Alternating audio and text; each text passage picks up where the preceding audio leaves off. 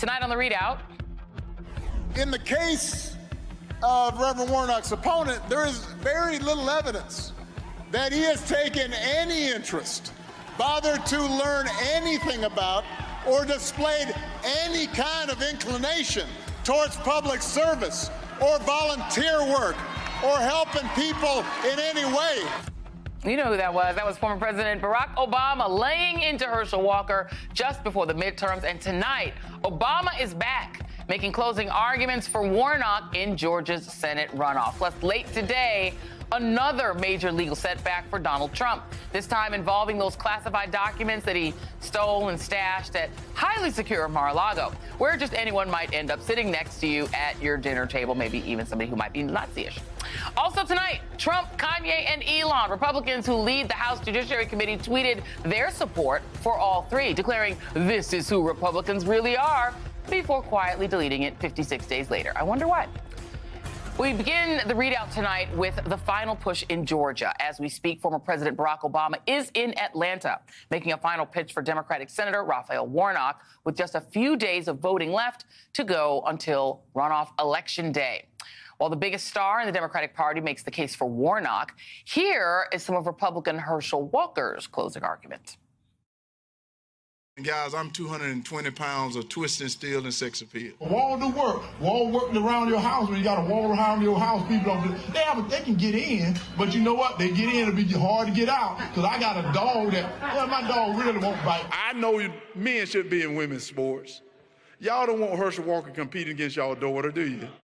Ah, yes, that's right. Closing hard on fear-mongering attacks on transgender athletes because, as Republican strategists told Axios, Walker's background as an athlete gives him credibility on the issue, as opposed to all the other issues that he has zero credibility to discuss, like abortion, which he opposes, except apparently when it comes to his former romantic partners, since two have alleged he paid for their abortions. Even wrote one a get well note. Now, another former partner of Walker's has come forward to the Daily Beast with claims about domestic violence. Cheryl Parsup, who dated Walker for 5 years in the early 2000s, is the first woman to go on the record publicly with accusations. She provided the Daily Beast with photo evidence of her with Walker. According to her account, in 2005, after she caught Walker with another woman, he grew enraged, put his hands on her chest and neck, and swung his fist at her. She said, "I thought he was going to beat me," and she fled. She's one of 5 former Walker partners to come forward to tell horror stories about him to the Daily Beast, about what they call a habit of lying and infidelity. NBC News, I should say, has not independently confirmed Parts' account and reached out to Herschel Walker's campaign for a response. And while we're waiting, Herschel, I will be in Georgia on Monday. So if you want to discuss this and all the other allegations made against you and give your side of the story, the ReidOut team and I would love for you to show up for that debate that you asked me for. And we're just going to keep calling you and calling your team, and hopefully eventually we will get a response.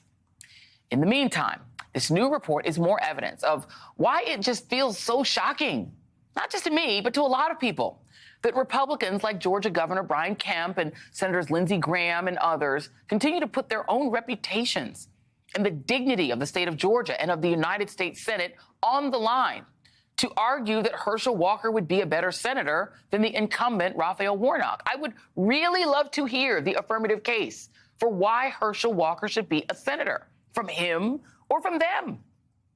Now, there is one Georgia Republican who managed to take the most feckless stance possible. Lieutenant Governor Jeff Duncan says he showed up to vote, stood in line for however long, lines are long in Georgia by design, and then just decided he couldn't vote for either Walker or Warnock, so he left without voting at all. Of course, Georgia Republicans are hoping other voters will just fall in line, like this voter NBC's Vaughn Hilliard spoke to this week. I voted for Herschel. I'm a Republican. I own my own business. That's how I voted that way. Did you vote for Herschel in the general election, too? Yes. He's going to have to make up some ground in order to pull off. Oh, he's going to lose in all probability. Mr. Warnock is a wonderful individual, and I fully expect that he will win. Joining me now is Stuart Stevens, Senior Advisor for the Lincoln Project, and Don Calloway, Democratic strategist and founder of the National Voter Protection Action Fund. Thank you all for being here. I'm going to go to you, Stuart, first, because you have the disadvantage of not hanging out here with us in the studio, and we hope that you can come up and hang out with us in person soon. But I genuinely do want to know what the affirmative case for Herschel Walker is, and I haven't heard anyone make it. I've heard a lot of the case against him. There's an ad that's running right now that just talks about the violence, beating up his former partners, the abortions he paid for when he says he's against abortion. Everyone understands the negative case, why he shouldn't be one. Have you heard any Republicans make a case for why he should be a senator?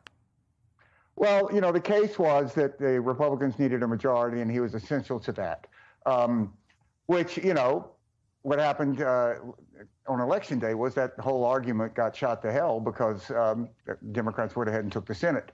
The only reason you would vote for Herschel Walker is out of some sort of loyalty to Republicans. And look, you have a lieutenant governor who's Republican, and he can't even vote for him in Georgia. It really goes to a larger issue in the Republican Party that haunted them in this last election. There is no agenda right now for the Republican Party. I mean, you have this kind of bathrooms and bedrooms agenda that really just is not motivating people. You're out there, you have DeSantis out there, sort of kidnapping legal people here applying for asylum, think he's going to get votes for it. There is no coherent governing conservative philosophy now that is drawing people to the Republican Party. And, Don, look, I'm hearing anecdotally, Black voters are turning out in just huge numbers. I mean, the numbers are just huge. And turnout in general has been really, I can anticipate how most Black voters are going to vote. Because I think it's a matter of pride at this point. It's a matter of not wanting to be humiliated by Herschel Walker for 6 years. That's right. Well, I think the toss-up for me is that question that we just heard Stuart talk about is for Republican voters, for white voters, and the majority of white voters in America are Republicans. Is it a matter of state pride to have a decent man in that can actually do a whole sentence coherently, or do they not care? And so that's where I don't have clarity. I think that in today's modern governing party, the animating principle is white supremacy, right? And to the extent that you have to elect a Herschel Walker to achieve that, and to the extent that he says we're not racist, we're voted for Herschel, that's a real talking point in these people's minds. That's the animating principle, and that's worth having an embarrassment like Herschel Walker if it gives you the macro control of the Senate, if it takes away an extraordinary potent weapon in Raphael Warnock, takes him out of the Democratic caucus as opposed to empowering him for a full 6-year term, which is a great asset for Democrats.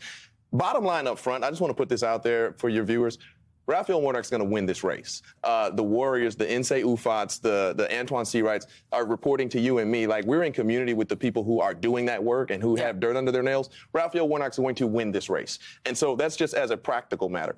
Another interesting practical political element here is that Jeff Duncan made a political move. He knows the trends and he sees the numbers. He sees the early voting county by county, municipality by municipality. To know that Raphael Warnock's going to win, he's positioning himself in a post-Brian Kemp era to decide, hey, maybe I can be the guy who leads us out of this Trump sludge here in Georgia. But that's not by any means a courageous stance that he took. It is a political stance knowing that he can be the leader of the Georgia Republican Party after Brian Kemp. But Herschel Walker is going to lose, and we can talk philosophically in the coming weeks about why these deeply unserious people have anywhere near a heartbeat chance of being in American leadership. Oh, I can tell you why. Let me play. This is 3 for my fabulous director in downtown Sterling Brown. This is what Herschel Walker said back in 2020 about reparations to Blaze TV, which is another one of these right-wing online networks. Here he is. She said, have anyone thought about paying the white people that died in the Civil War to free you from slavery? And I said, oh, geez, they're not going to want to talk about that one. No. So I said, when she thought of that, I said, Mom, you're right. Everyone that's coming in talking about their reparations wasn't even around 150 years ago. Stuart, it occurs to me that part of the appeal of Herschel Walker is that he presents a comfortable version of Black men that is a controllable kind of throwback version that says, I too want to make sure that the real victims, which is white Americans, are the ones who get the reparations, right? Like, that's what he literally said. I mean, he takes it that far, and I feel like my question has always been, how many people are clinging to that version, you know, and how many people are willing to wake up from it? And Georgia always felt like a modern-leaning state that says maybe we don't want that, but I just don't know. You know, this is really a fascinating question, because is there really anybody in America that thinks that the Republican Party would have gone out and gotten Herschel Walker if the Democratic senator was not an African American? And it really goes at sort of the hollowness of the appeal and the failure of the Republican Party ever since Goldwater to appeal to African American voters in any large numbers. So they think the only reason they're voting for Warnock is because he's African American. So if we get an African American, well, then this is going to be the same, and they're going to vote for our guy, at least in, you know, large numbers, because all they care about is electing an African American. And having been inside the Republican Party, I can say I've been in those meetings. And there is a terrible misunderstanding about this that really haunts the Republican Party. And they've never done the work that needs to be done to ask themselves, why is it that 90+% of African Americans don't vote for Republicans? Including most black men. I know they want to say that's not true, but it is true.